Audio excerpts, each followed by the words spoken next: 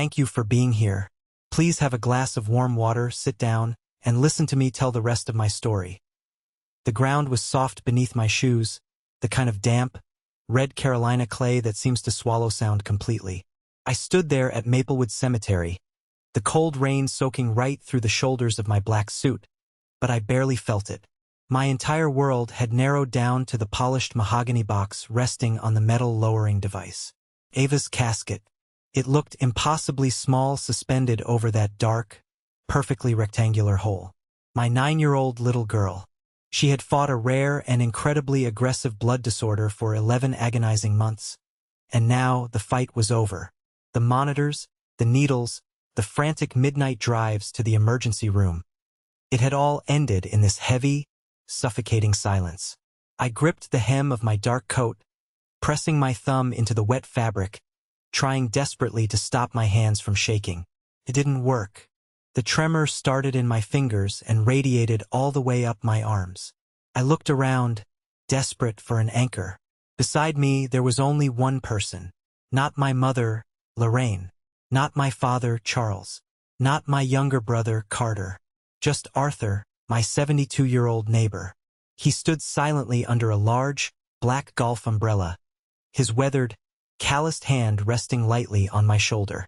Arthur was the one who had brought me foil-wrapped casseroles during those endless nights. He was the one who sat by Ava's bed reading her stories so I could take a 10-minute shower without breaking down. Today, of all days, this elderly neighbor was the only one who showed up for my daughter's funeral. The minister cleared his throat and murmured familiar verses about angels and comfort, his voice sounding hollow against the biting wind. Right at that precise moment, my phone buzzed in my pocket, a sharp, loud vibration that felt like an electric shock against my leg. I shouldn't have checked it. Any sane person would have left it in their pocket. But the isolation of that graveyard was crushing me, and some desperate, broken, pathetic part of my brain hoped it was my family. I hoped they had been delayed by a massive traffic jam. I hoped they were rushing down the gravel path right now, out of breath, apologizing for being late to stand by my side. I pulled the phone out. The screen lit up with an Instagram notification. It was Carter. I swiped the alert with my thumb, and the image loaded instantly. It wasn't a message of condolence. It was a picture of my brother, wearing a crisp, custom-tailored navy suit, holding a crystal champagne flute high in the air. Beside him was his fiancée, flashing a massive diamond ring directly at the camera lens. Flanking them were my parents. My mother was wearing a bright, floral silk dress, her head thrown back in a wide, carefree laugh. They looked like a magazine advertisement for the perfect, affluent American family. The location tag at the top of the photo read, Grand Horizon Hotel, Raleigh. They were exactly 5 miles away. The caption beneath the photo read, The start of forever, celebrating our engagement with the best family a guy could ask for. #blessed #next chapter. I stared at the glowing screen until the raindrops falling on the glass blurred the faces of the people who shared my blood. They hadn't been delayed. They hadn't been overwhelmed by the paralyzing grief of losing a grandchild. They had simply chosen a lavish party over the funeral of my child. My jaw clamped so hard I thought my teeth might crack. Then, a text message dropped down from the top of the screen. It was from my mother. Stop being dramatic.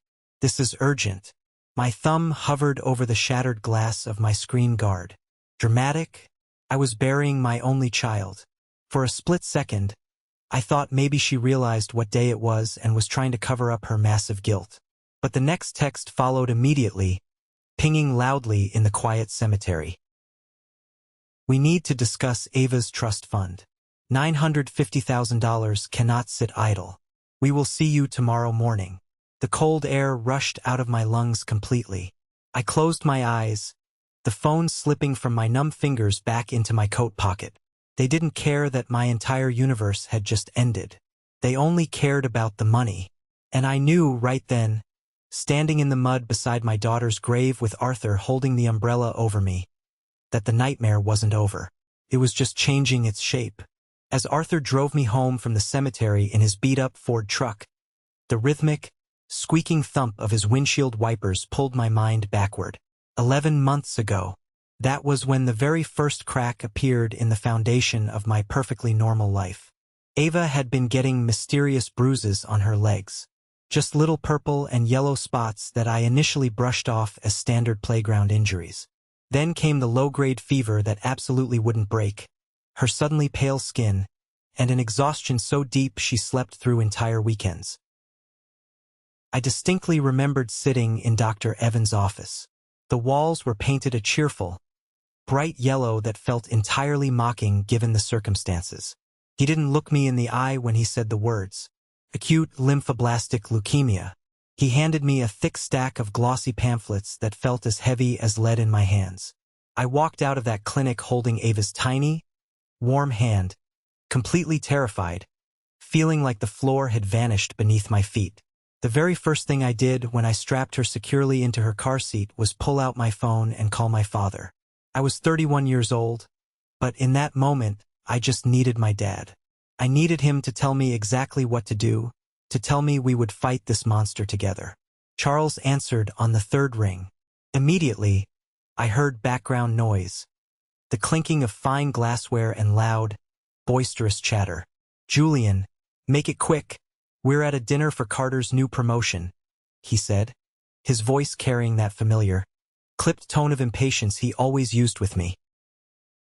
"Dad, it's Ava," I choked out, the tears I had been holding back finally spilling over my steering wheel.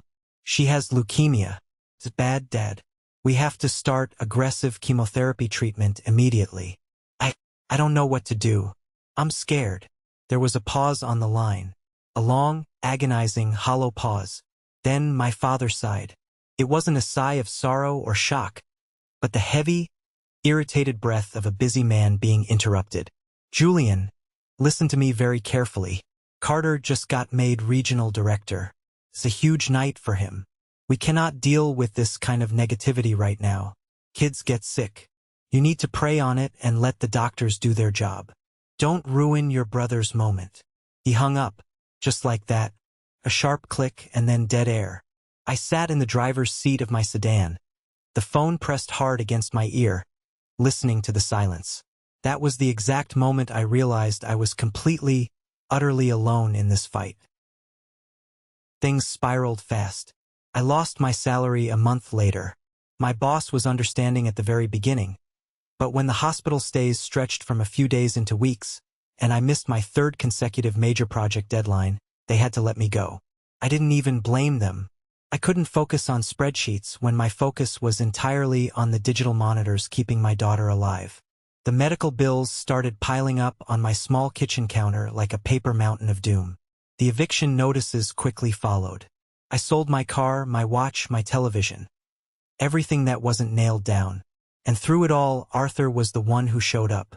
He knocked on my door on a rainy Tuesday evening, holding a heavy red toolbox and a steaming pot of chicken stew. "I saw the hospital visitor tags accumulating on your dashboard," he said gruffly, not making a big, emotional deal out of it. "You sit down and eat. I'll fix that leaky sink you've been ignoring for a month."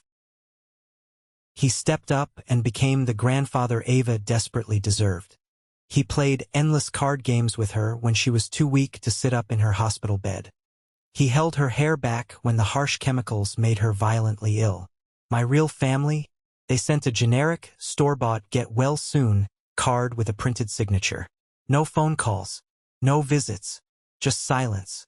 The only reason I didn't end up living in a cardboard box outside the Duke Medical Center during those brutal months was Elena. Elena was my ex-wife, Ava's mother. Our divorce had been a quiet, sad, but ultimately amicable affair a few years prior. We had just grown apart, two people moving in entirely different directions in life. But Elena was brilliant, fiercely protective, and she came from a wealthy family that thoroughly understood the brutal, financial reality of the world. She had received a substantial inheritance from her grandfather right before our marriage officially ended. I vividly remember the day we sat in her lawyer's office in downtown Charlotte to finalize the final custody and financial paperwork. She slid a thick, heavy manila folder across the polished oak conference table toward me. "What's this?" I asked, looking down at the official legal seals and notarized stamps. "It's a trust fund for Ava," Elena said, her dark eyes entirely serious and unblinking. $950,000. It's locked up tight, Julian. The money is primarily for her college fund, her future, her wedding, her life. But, she hesitated, leaning forward, lowering her voice. "I know your family, Julian. I know how Charles and Lorraine operate. If anything ever happens to me, or God forbid, if anything happens to Ava, I made sure the trust names you as the sole residual beneficiary. Nobody else can touch a single dime. Not your parents. Not Carter. Just you." I had thought she was being overly dramatic and paranoid. "Elena, they're my family. Sure, they favor Carter, but they wouldn't steal from a child." She gave me a very sad, deeply knowing smile that I will never forget. "Money makes monsters out of people you thought you knew. Promise me you'll protect it, Julian. Don't let them near it." I promised her. 2 years later, Elena died instantly in a massive multi-car pileup on Interstate 40. It devastated Ava, and it broke a significant piece of me, too. But Elena's incredible financial foresight became a silent, invisible guardian in our home. I never touched the money. Even when I was drowning in medical debt, even when I was eating instant noodles for dinner, the trust was legally structured so it couldn't be used for daily living expenses or even most standard medical bills without a lengthy court approval process, which took months I simply didn't have. So I scraped by.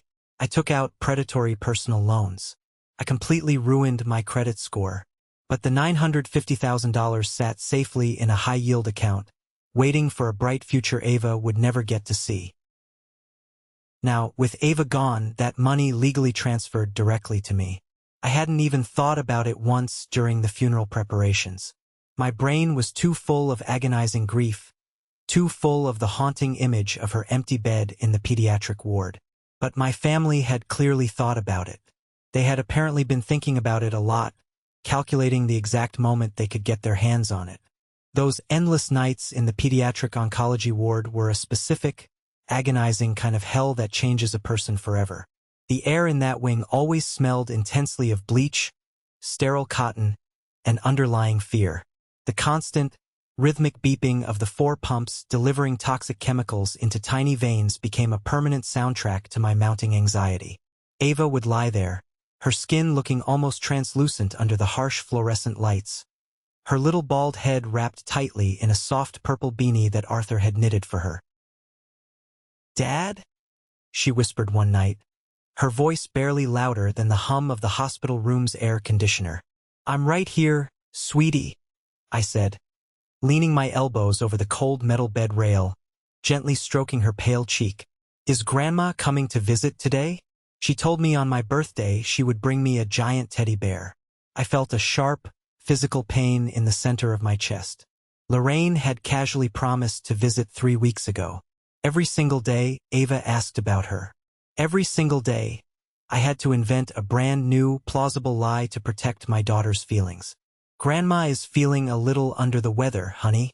She has a bad cold and doesn't want to give you her germs while your immune system is weak. But she loves you so much." The brutal truth was documented right there on my phone. While Ava was throwing up green bile into a plastic basin and crying out from the severe bone pain caused by the marrow treatments, I had mindlessly scrolled through Facebook in the bleak hospital waiting room. I saw Carter's public post. He was leaning casually against a brand new, silver Porsche 911 parked in front of a luxury dealership in downtown Raleigh. The caption was arrogant, as always, "Hard work pays off. Upgrading my life because I earned it." Beneath it, the very first comment was from my mother. "So proud of my golden boy. You deserve the absolute world. Can't wait for our luxury spa weekend in Aspen tomorrow morning." She wasn't sick. She wasn't busy. She was actively packing designer luggage for a high-end ski resort vacation while her 9-year-old granddaughter was fighting for her very survival. I had stared at that photo until my eyes literally burned. I wanted to scream until my throat bled. I wanted to drive straight to that dealership and smash the windshield of that pristine Porsche with a baseball bat. But I couldn't leave the hospital. I was anchored to the pediatric ward, watching my daughter slowly fade away into a shadow, while my family lived a loud, flashy, consequence-free life of luxury. They purposely made themselves invisible to us. They stopped answering my frantic phone calls. Charles sent a brief text once saying he was too stressed at the firm to deal with the depressing atmosphere of hospitals. Carter actually blocked my phone number entirely because I had desperately asked him for a small, temporary loan to cover my rent when the final eviction notice was taped to my door. They completely and utterly erased us from their reality, because a dying, bald child simply didn't fit into their picture-perfect country club aesthetic. The morning after the funeral, the sky hung incredibly low and slate gray over the city of Raleigh. I hadn't slept a single minute. I had spent the entire night sitting rigidly on the floor of Ava's bedroom, clutching her favorite worn-out stuffed rabbit to my chest, staring blankly at the plastic glow-in-the-dark stars stuck to her ceiling. At exactly 8 a.m., I forced myself up. I washed my face with freezing water, put on a clean, wrinkled button-down shirt, and drove my battered sedan toward Oakwood Heights. My parents' house was a massive, imposing colonial-style estate situated at the end of a quiet cul-de-sac. The sprawling lawn was manicured to an inch of its life. The white wooden shutters were freshly painted and gleaming. It looked completely untouched by the horrific tragedy that had utterly destroyed my world. I parked my old car on the street, directly behind Carter's gleaming silver Porsche in the expansive driveway. My stomach twisted into a tight, hard, painful knot as I walked slowly up the swept brick path.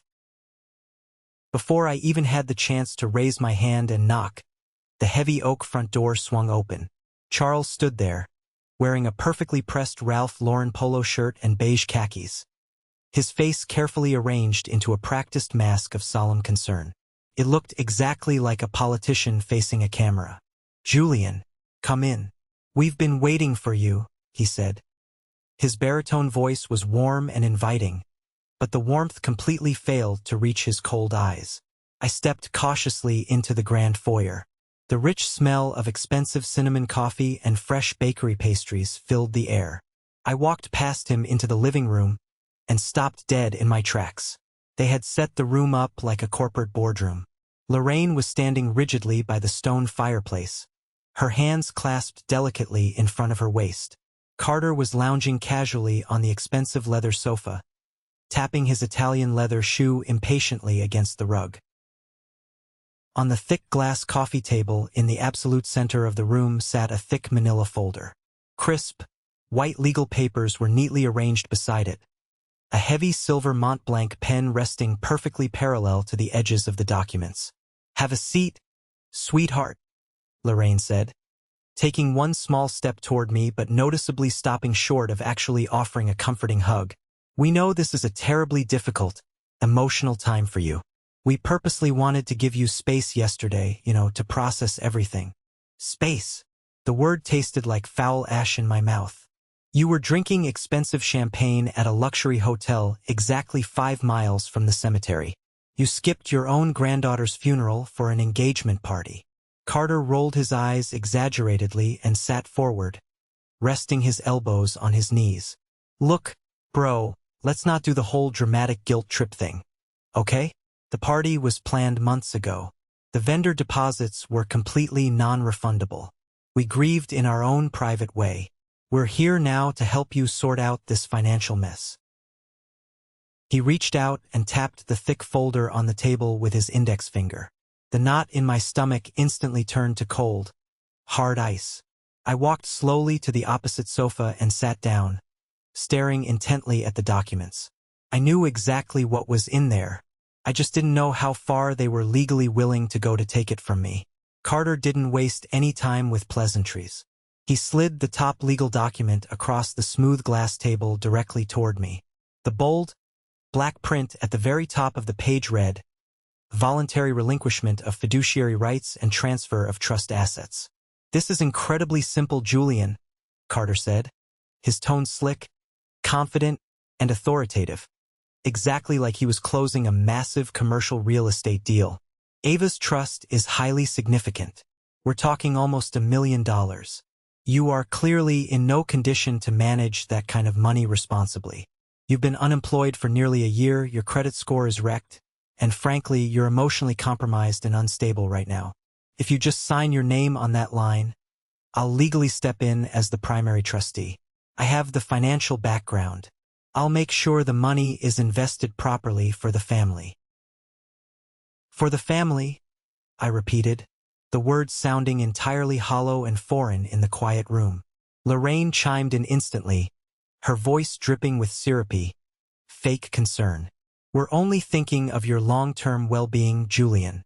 Severe grief heavily clouds judgment. You absolutely shouldn't bear this heavy financial burden all alone. Let your capable brother handle the stress for you. I didn't look at them. I kept my eyes pinned to the table. Slowly, I reached out and picked up the document. The legal jargon was dense and confusing, but my eyes automatically scanned the margins of the pages, looking for the specific terms of the transfer.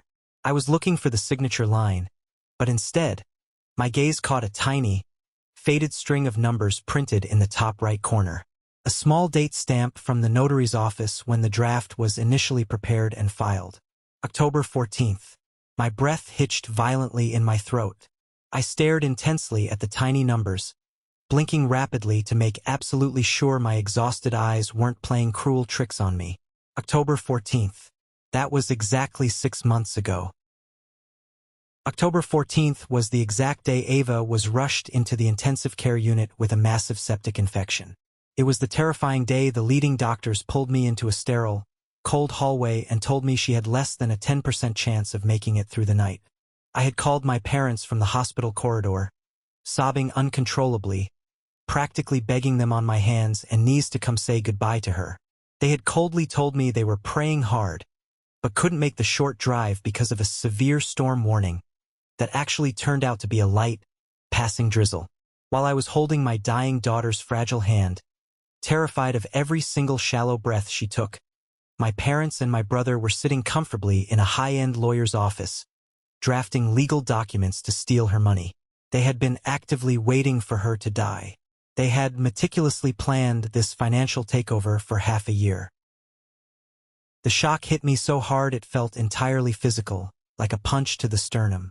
A cold, creeping numbness spread rapidly from my chest down to my fingertips. Then, within seconds, the numbness vanished, instantly replaced by a sudden, blinding, hot rage. A thick vein throbbed violently against my temple. I slowly looked up from the paper and stared at the three of them. They weren't my family. They were ruthless scavengers circling a fresh corpse. October 14th, I said. My voice was a low, dangerous, gravelly whisper that didn't sound like me at all. It sounded like a stranger. Carter frowned deeply, shifting uncomfortably on the expensive leather sofa. What did you say? I held the crisp paper up in the air, pointing a trembling, accusatory finger at the tiny date stamp in the corner. You drafted this legal paperwork 6 months ago, the exact day she went into septic shock. The day you told me you couldn't drive down to the hospital because of the rain. You were sitting with a lawyer. The living room went dead silent. You could have heard a pin drop on the thick carpet. Lorraine's practiced, sympathetic smile instantly slipped off her face, leaving her looking old, harsh, and utterly caught. Charles cleared his throat loudly, his face flushing a deep, angry red. Now, Julian, you need to calm down and understand the practicalities of the situation. Charles started, using his booming, authoritative CEO voice to try and dominate the room. Shut up, I snapped, cutting him off completely. Charles blinked rapidly, genuinely shocked. I had never, ever spoken to him like that in my entire 32 years of life. I stood up abruptly, my legs shaking but holding firm. My fists were clenched so tightly my knuckles were bone white. You didn't come to the hospital. You didn't come to the damn funeral.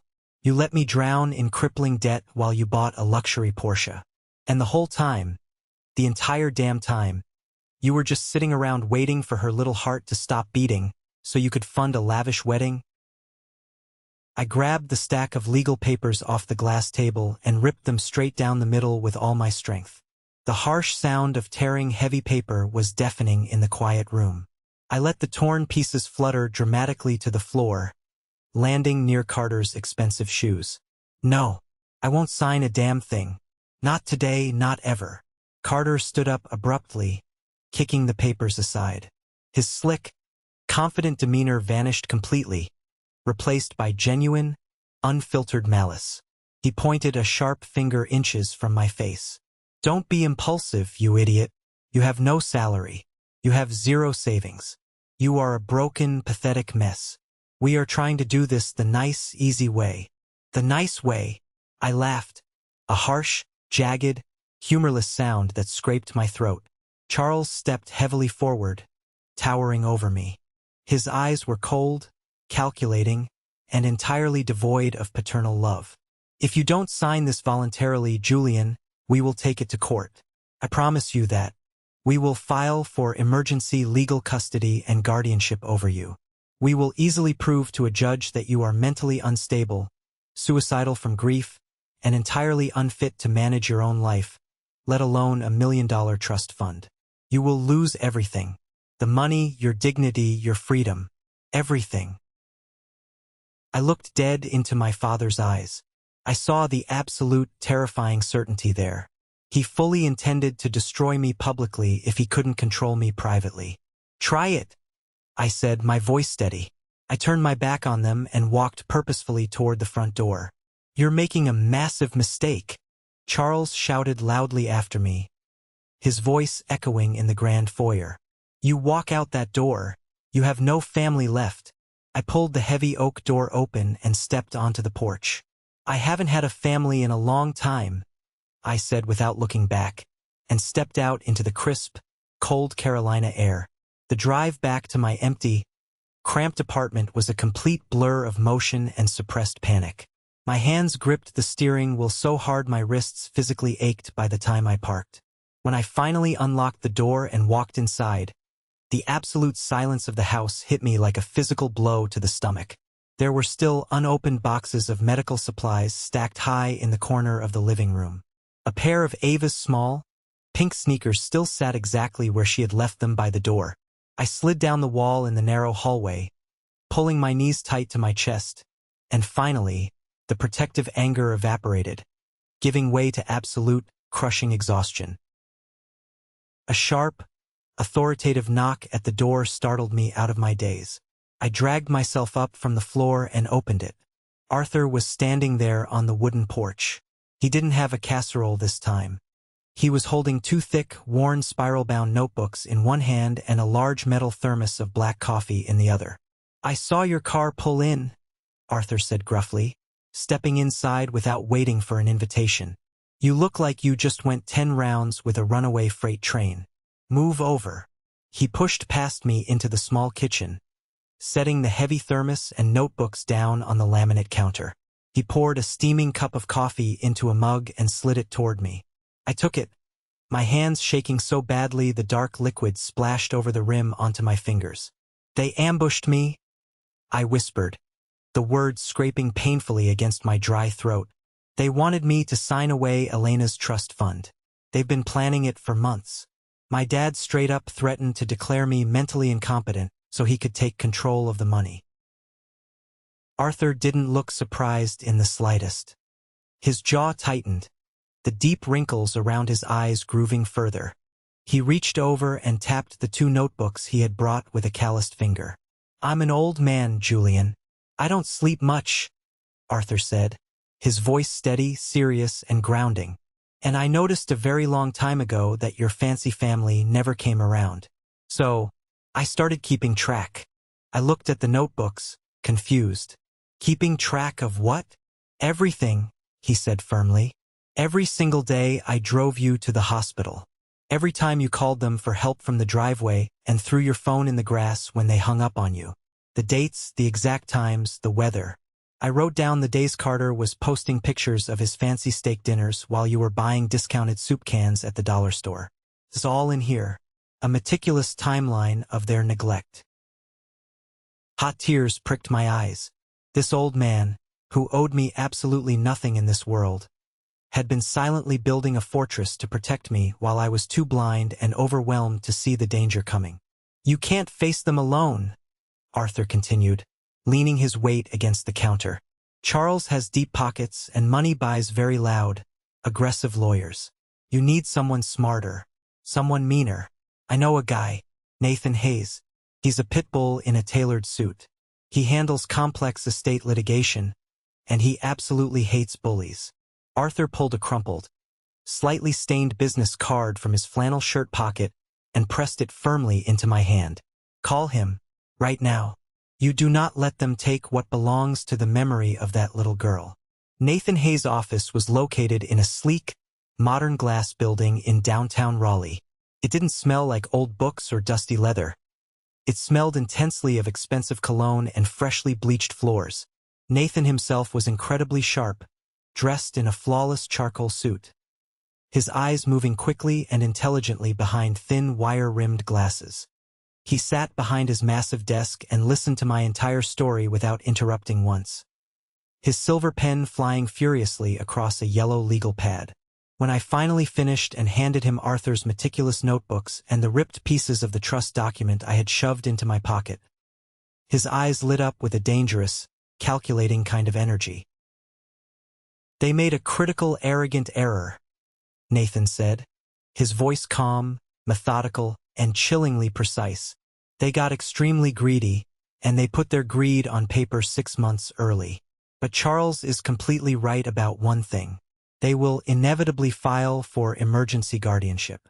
They will confidently argue that the trauma of losing Ava has triggered a psychotic break. It's a standard, dirty, aggressive playbook in family wealth disputes. How do we stop them from doing it? I asked, my pulse pounding loudly in my ears. We don't stop them from attacking. We actively let them attack, and we build a solid brick wall for them to crash into at full speed, Nathan said, leaning over the desk toward me. First, you need to go to a board-certified psychiatrist immediately. Today. I'll make the appointment myself. We need a spotless, ironclad evaluation proving your mental competence before they even file the initial papers. We cut off their main legal argument before they can even make it in court. He pointed the sharp end of his pen directly at me. Second, we need to secure your physical environment. If Carter is as impulsive and arrogant as you say, he won't wait patiently for the court date. He'll try to intimidate you personally. He'll want a reaction he can record and use against you as evidence of instability. What exactly do? I asked, feeling a strange sense of focus returning. You document everything. Save every text message, print every Instagram post, take screenshots of every Facebook comment.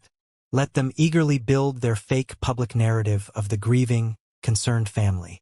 And Julian. Nathan paused, looking dead into my eyes, ensuring I grasped the severity of his next instruction. Go to Home Depot right after this. Buy high-definition security cameras with active audio recording. Put one on your front porch, one at the back door. Do not tell anyone, not even Arthur. I left his office feeling a strange, freezing cold clarity. The paralyzing, suffocating grief had been temporarily locked in a mental box, replaced by a hyper-focused survival instinct.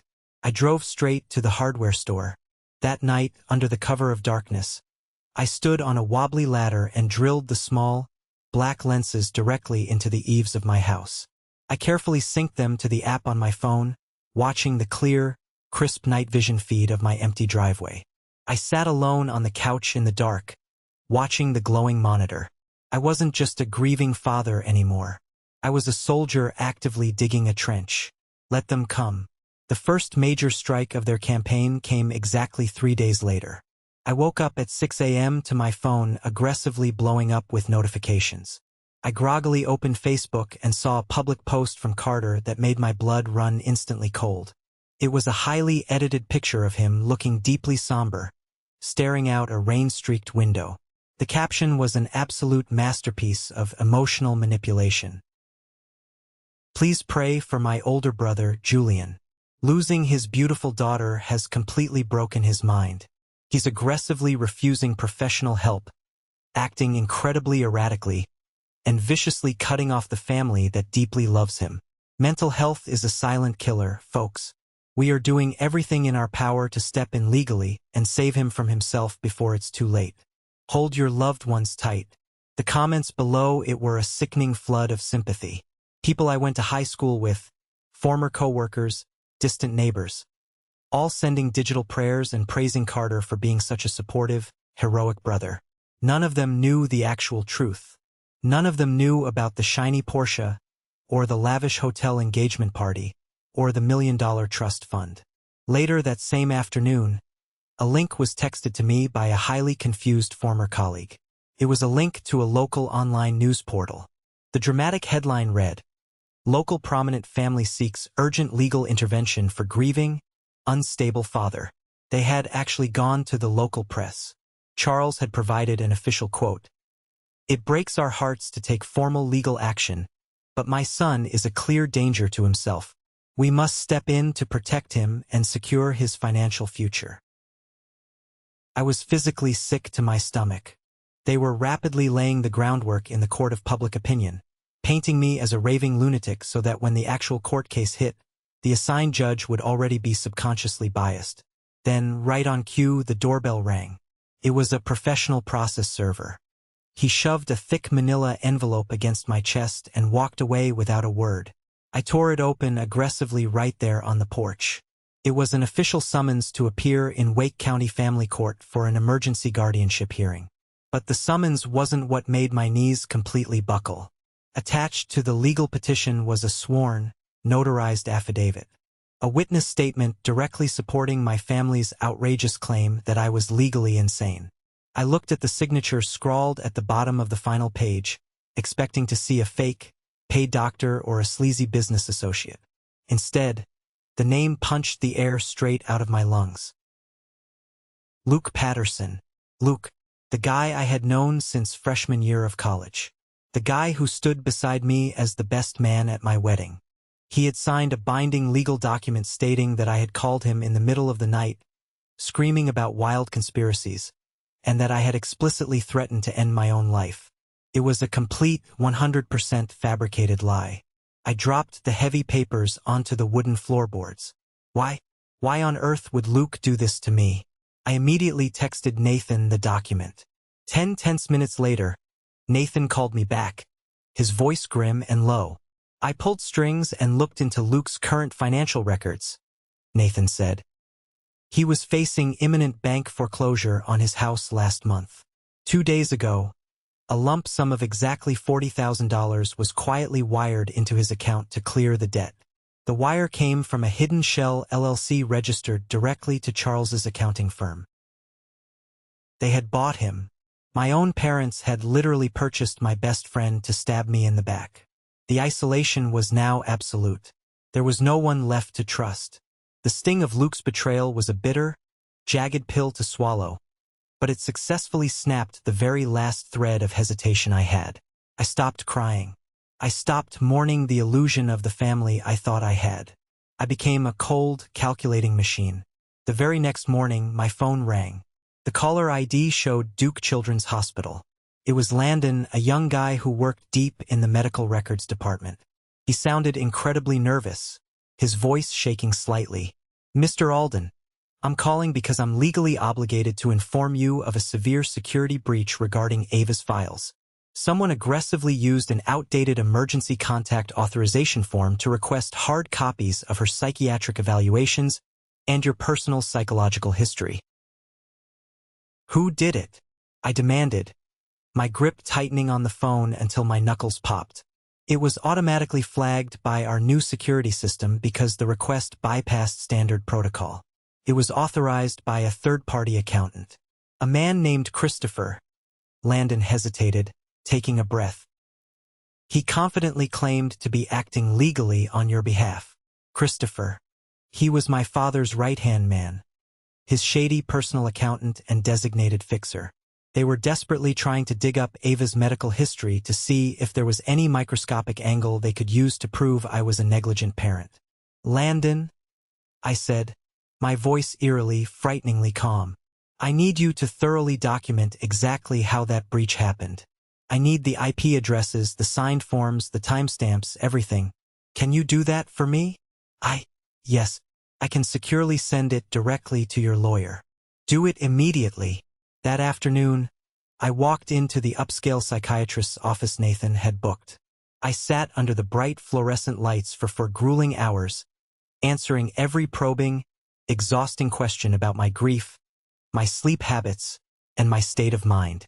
I didn't hide my sadness, but I answered with cold, rational, undeniable logic. By the end of the marathon session, the doctor printed out a certified, stamped report. I was heavily grieving, yes, but I was 100% legally competent, highly lucid, and posed zero threat to myself or others. I tucked the crisp paper into my folder like a loaded weapon. It was the night before the major court hearing. I was sitting alone at my kitchen table, reviewing Nathan's aggressive strategy, when the motion sensor light on my driveway flared to life. I looked up. The live video feed on my phone popped up instantly. Carter's gleaming silver Porsche had rolled silently into my driveway, its headlights cutting through the dark.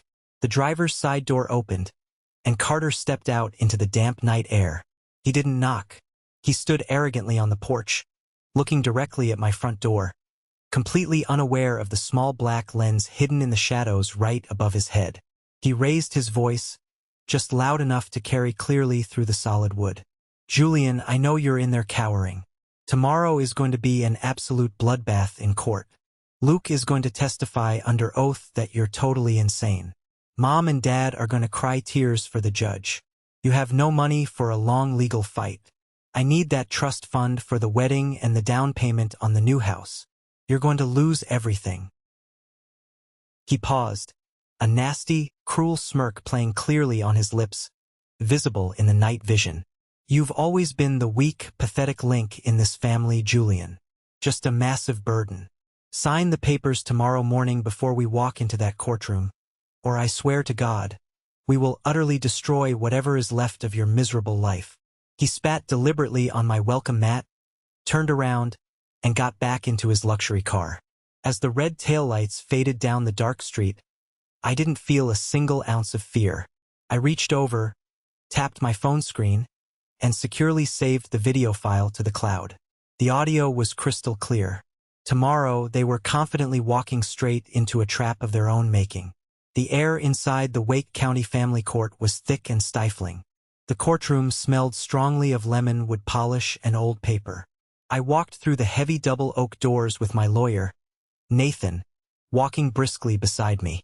Arthur was right behind us, wearing a stiff, outdated suit that looked like he hadn't worn it in 20 years. He placed a firm hand on my shoulder as we walked down the center aisle.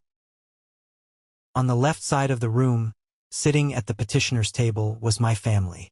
Charles was wearing a conservative gray suit, his hair perfectly combed. Lorraine was dressed in a dark, modest dress, clutching a tissue in her hand. Carter sat between them, looking appropriately somber, his head bowed slightly. They didn't look like a greedy family trying to steal an inheritance. They looked exactly like a tragic, grieving family desperately trying to save a broken man. It was a masterclass in manipulation. Judge Thomas entered the room.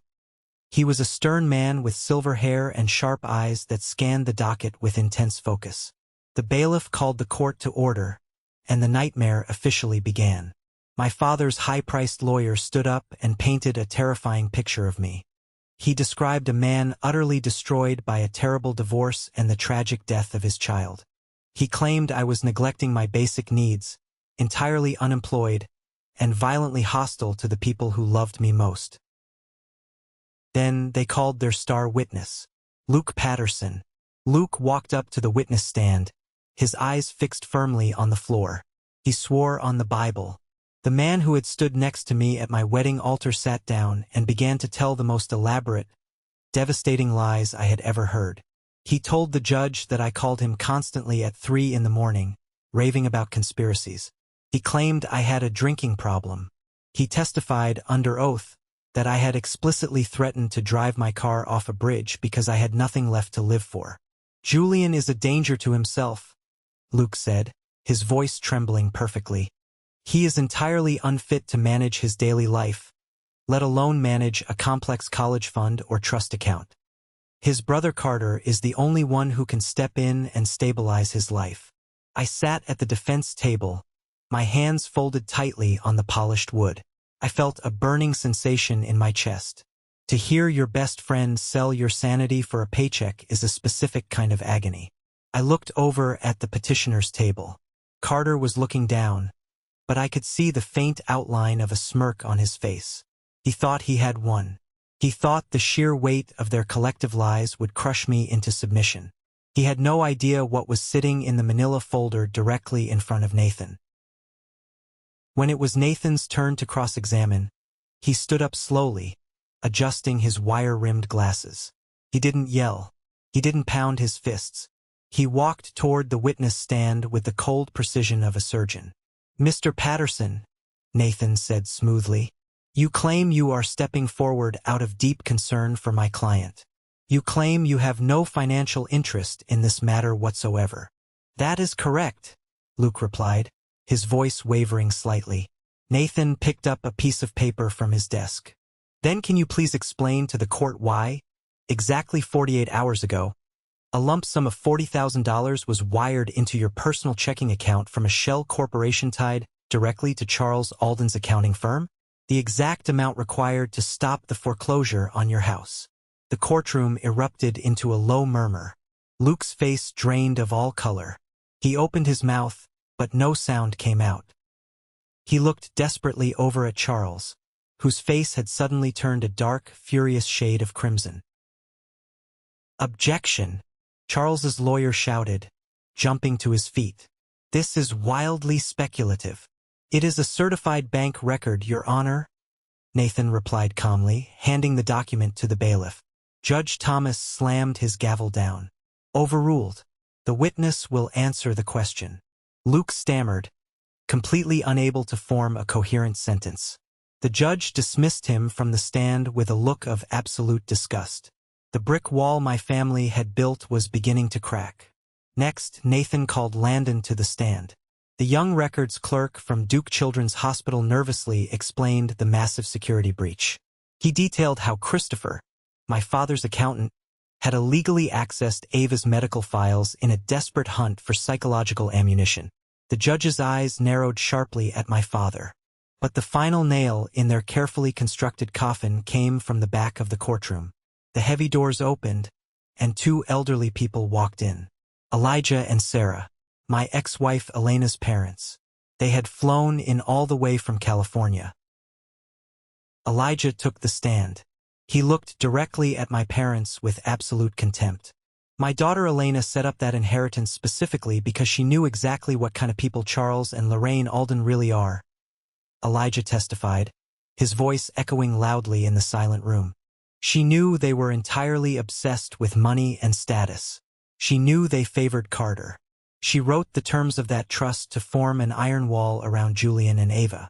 To suggest that Julian is unfit is an absolute insult to my daughter's memory. Julian sacrificed every single thing he had for that little girl." I felt a tear slip down my cheek. I hadn't cried in days, but hearing Elijah defend me, defending Elena's fierce love, broke something hard inside my chest.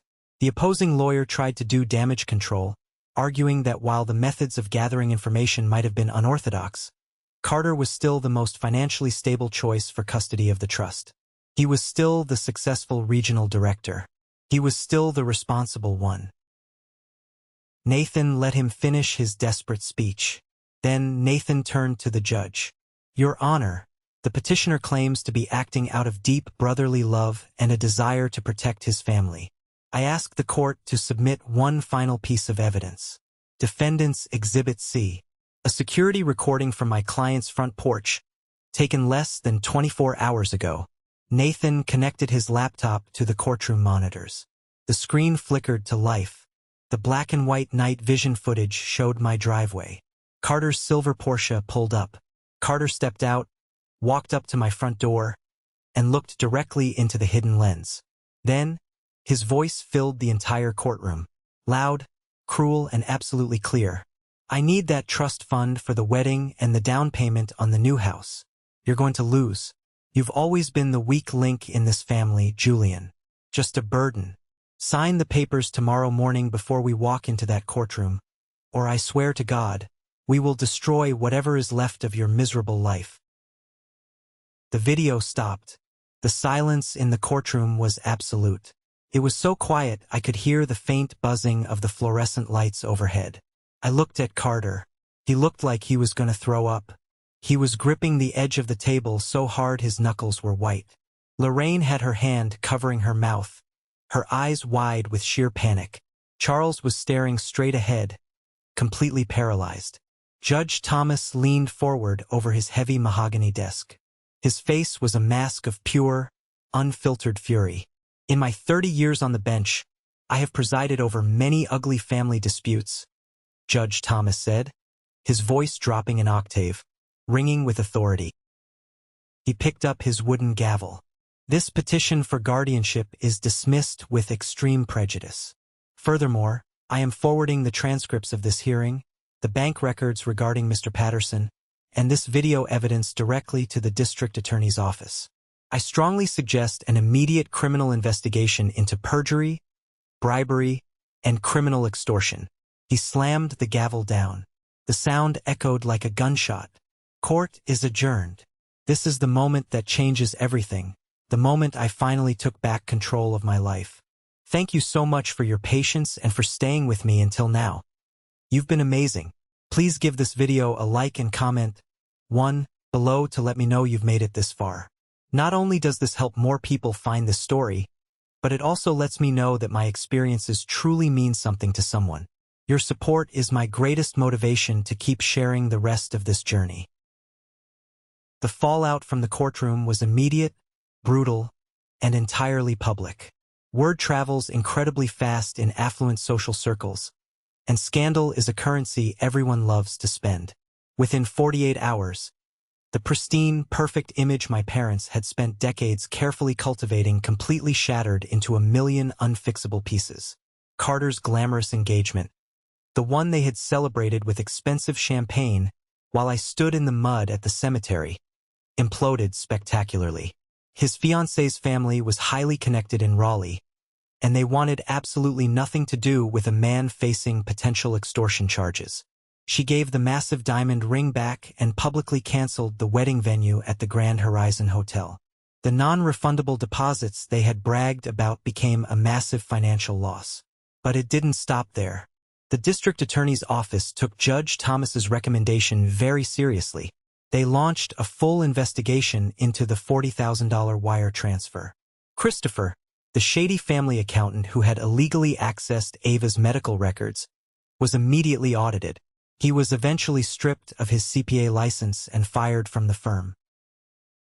As for Luke, the man who sold a decade of brotherhood to save his house, his karma was swift. The DA offered him a plea deal to testify against my father regarding the bribery. He took it to avoid jail time, but the damage to his reputation was permanent. His employer fired him the moment the news broke. He was totally shunned by our entire mutual friend group. People crossed the street to avoid him now. I thought watching them lose everything would bring me a profound sense of joy. I thought I would feel an overwhelming, triumphant high. But as I sat in my quiet apartment, reading the updates Nathan sent me, I didn't feel happy. I just felt a profound, heavy sadness.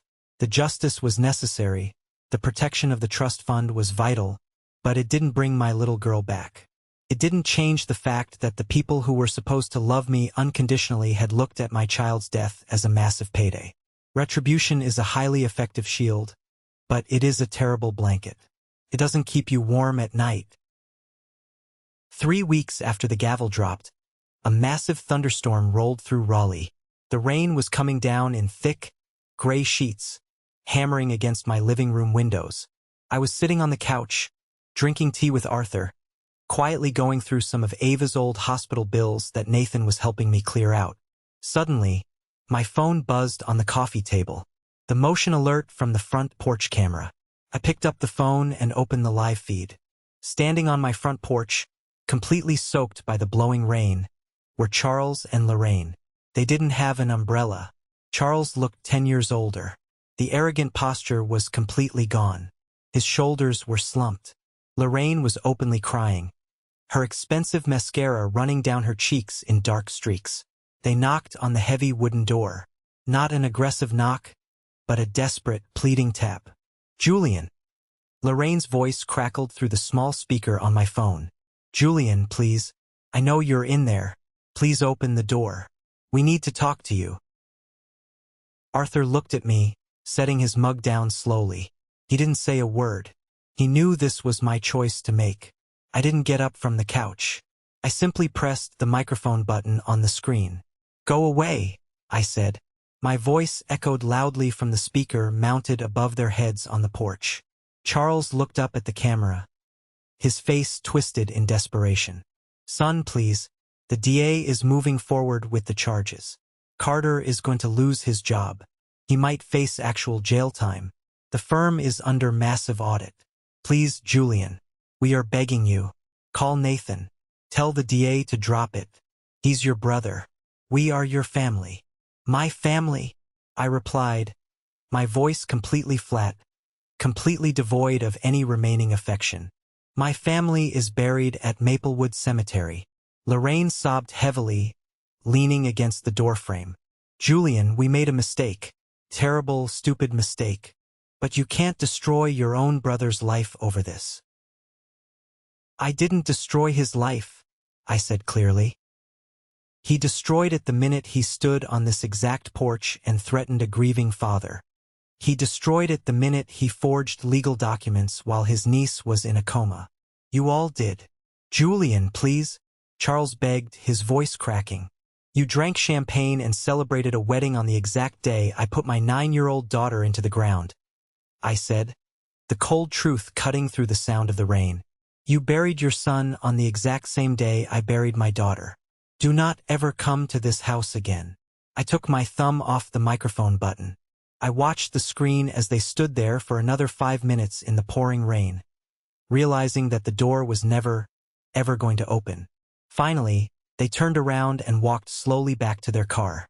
I closed the app, turned my phone entirely off, and went back to drinking my tea. The boundary was set in stone. A full year passed. The seasons changed. The brutal Carolina summer gave way to a crisp autumn, and slowly, the agonizing, sharp edges of my grief began to soften. I didn't forget Ava. I thought about her every single minute of every single day. But the memory of her stopped feeling like a knife in the chest and started feeling like a warm light guiding my steps. With the legal battle permanently won, the massive inheritance Elena had left behind was entirely secure in my name. I could have bought a massive house. I could have bought a sports car. I could have retired at 33 and traveled the world. But every time I looked at that bank balance, I didn't see money. I saw Ava's bravery. I saw Elena's fierce protection. I saw a tremendous responsibility. I walked into Nathan's office on a bright Tuesday morning. He smiled when he saw me. "Julian, you look good. You look like you're actually sleeping." "I am," I said, sitting down in the leather chair. "Nathan, I need your help. I want to build something. I want to take the trust fund and restructure the entire thing." Over the next 6 months, Nathan worked tirelessly, doing the entire massive legal project entirely pro bono. We established the Ava Alden Charity Foundation. Its mission was simple but incredibly vital: to provide direct, immediate financial assistance to low-income families whose children were battling rare pediatric blood disorders. We paid for the experimental treatment. The crowning achievement came in November. I stood in the newly renovated pediatric hematology wing of Duke Children's Hospital. The hospital administrators, the leading doctors, and dozens of nurses gathered around. I pulled a velvet cloth off a gleaming brass plaque mounted on the bright, freshly painted wall. It read, "The Ava Alden Pediatric Oncology Center, dedicated to courage, hope, and the families who fight in the dark." I ran my fingers over the engraved letters. I pictured Ava in her purple beanie, dragging her heavy 4-pole down this exact hallway with stubborn, absolute pride. She was here. She was everywhere now. As the foundation grew, something inside me fundamentally shifted. I had spent so much of my life shrinking myself to avoid conflict with my overbearing parents. I had spent so much time being the quiet, compliant son, the one who didn't rock the boat. But surviving the fire they put me through burned away all that fear. The hospital asked me to speak at their annual pediatric medical conference. There were over 400 people in the massive auditorium. Doctors, wealthy donors, hospital executives, and families currently in the trenches of illness. When I walked up to the wooden podium and adjusted the microphone, I looked out at the sea of faces. A year ago, I couldn't speak without my hands violently shaking. Today, my hands were perfectly steady. I gripped the sides of the podium and took a deep breath. I didn't give a sterile corporate speech about charity tax brackets or funding goals. I told them a raw story. I told them about the agonizing nights sleeping in uncomfortable plastic hospital chairs. I told them about the soul-crushing terror of watching your child's fever spike at 3 a.m. And I told them about the money. Money is a very strange thing, I said into the microphone, my voice echoing clearly across the silent room. People will lie for it. People will completely betray their own blood for it. Money can tear a family apart with terrifying speed. But if you put it in the right hands, if you attach love to it instead of greed, money can become armor. It can become medicine. It can become the absolute difference between a family losing their home and a family getting to bring their child back to it. I looked out at the audience. Several people were wiping tears from their eyes. My daughter's inheritance was almost stolen to buy sports cars and fund a lavish wedding. But we fought back. And because we fought, that money is right here in this room working to save the children you love. Do not ever let anyone tell you that fighting for what is right is being dramatic. It is survival. When I finished speaking, the entire auditorium stood up. The applause was deafening. It washed over me like a massive wave. But I wasn't proud of myself. I was just acting as a messenger. I was just the steward of Ava's legacy. After the conference ended, I was walking through the main lobby of the hospital, heading toward the parking garage. The lobby was busy, filled with the usual chaotic hum of doctors and patients. "Excuse me? Julian Alden." I stopped and turned around. A man my age, wearing a faded flannel shirt and work boots, was walking quickly toward me. He looked exhausted, the kind of deep, bone-weary exhaustion I knew intimately. Holding his hand was a little boy, maybe 5 years old, wearing a bright red superhero t-shirt. The boy had no hair, but his eyes were bright and incredibly energetic. "Yes, I'm Julian," I said, offering a warm smile. The man stopped in front of me and suddenly grabbed my hand, shaking it with intense, desperate gratitude. His eyes were swimming with tears. "I'm Joseph. This is my son, Wyatt." I knelt down slightly to be at eye level with the boy. "Hey, Wyatt, I like your shirt. Spider-Man is the best." Wyatt grinned, showing a missing front tooth. "He shoots webs." Joseph pulled me back up, his grip still tight on my hand. "Julian, I just wanted to find you and thank you face to face. 9 months ago, Wyatt was diagnosed with the same exact disorder your daughter had. My insurance absolutely refused to cover the specialized marrow treatments. They denied the appeals 3 times. We were going to have to sell our house. We were completely out of options." Joseph swallowed hard, a tear escaping and tracking down his rough cheek. "Then the hospital social worker connected us with your foundation. You guys paid for the entire treatment. Every single bill. No questions asked. Wyatt finished his final round of treatment last week. The doctors did the scans yesterday. He is in total remission." The world around me seemed to blur and completely stop spinning. The noise of the busy hospital lobby faded away into absolute silence. I looked down at the little boy in the red shirt, bouncing on his heels, full of vibrant, undeniable life. "He's alive," Joseph choked out, wiping his face. "My boy is alive because of your daughter." I couldn't speak. A massive lump formed in my throat, cutting off all oxygen. I just pulled Joseph into a tight, fierce hug. We stood there in the middle of the lobby, 2 grown men holding onto each other, connected by a bond stronger than blood. When they finally walked away, heading out into the bright sunshine, I felt a warmth spread entirely through my chest. The agonizing pain that had lived there for a year finally dissolved. Ava's legacy wasn't trapped in cold granite at the cemetery. It wasn't trapped in legal court documents. It was living and breathing in children like Wyatt. It was out there changing the world. The gravel path winding through Maplewood Cemetery felt vastly different than it had a year ago. The exact same massive oak trees shaded the walkway. The exact same gray headstones leaned in uneven rows across the green grass. I stopped walking and knelt directly beside her polished granite stone. I reached out and gently brushed away a light layer of yellow spring pollen. The sun caught the beautiful stone, making the deeply carved letters look sharp, clear, and permanent. I carefully placed the white lilies down, arranging them neatly, and then set the stuffed rabbit gently at the heavy base of the stone. I sat back on the damp grass and just looked at her name. "Your name is absolutely everywhere now, sweetie," I whispered into the quiet breeze. "It's on shiny plaques in the hallways at Duke. It's written on massive research grants. It's spoken in the living rooms of families who finally know they are not fighting in the dark alone. You did that. You saved them." I sat there for a long time, letting the peaceful silence wash over me. I thought deeply about that very complicated word, family.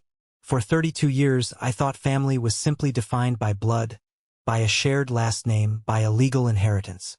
I thought it meant you were automatically obligated to tolerate horrific abuse just because you shared the same DNA. But I realize now that family is none of those things. Family is not a biological obligation. Family is an active, daily choice. It is profound loyalty. It is the old man next door who brings you soup when you are starving. It is the lawyer who fights for your dignity pro bono. It is the shared connection between two fathers crying in a hospital lobby. Family is the kind of love that aggressively stays and fights for you when the rest of the world completely disappears. When brutal betrayal painfully forges your backbone into steel, you eventually have to decide which doors you are going to lock forever, and which new doors you are going to bravely open. I finally locked the door on my past, and looking at the bright blue sky above Ava's resting place, I knew the door to my future was wide open. Thank you for sticking around and listening to my story. I know it was heavy, and I know it was dark at times, but I hope this resonated with you in some way. Have you ever found yourself in a similar situation? Have you ever had to cut ties to save yourself? If you've watched this far, you belong to the 1% Club. Please comment the letter W below. That stands for winner. It's my way of recognizing the amazing people who stay until the very end and truly listen. If my story moved you, please hit that like button and follow the channel. We have a lot more real, honest stories to share, and I'd love for you to be a part of this community. Stay strong, and I'll see you in the next one.